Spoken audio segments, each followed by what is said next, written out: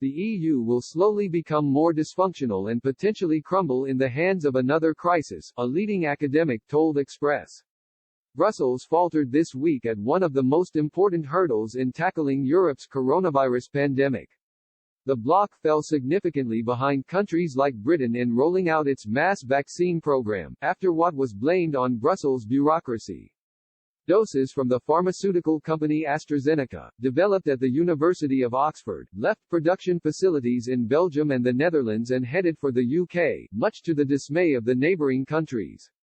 In response, European Commission President Ursula von der Leyen threatened to cut those vaccines from the UK, insisting that the EU had a contract with AstraZeneca that should be upheld before doses leave the continent. Article 16 of the Brexit deal, effectively erecting a hard border on the island of Ireland, was triggered but quickly reversed following major backlash. Hints at European leaders' frustration with the EU were perfectly highlighted in Germany, where Chancellor-hopeful Markus Söder worried that Britain would benefit economically if its vaccine program soared ahead of the EU's. The coronavirus pandemic is one of the bloc's biggest challenges in living memory, and many have noted it has failed enormously. Robert Toombs, the renowned British historian, told Express.co.uk the crisis might be a sign of things to come, with Brussels doomed to become more dysfunctional as obstacles are thrown in its path. He said, "Will there be a crisis which causes a breakup?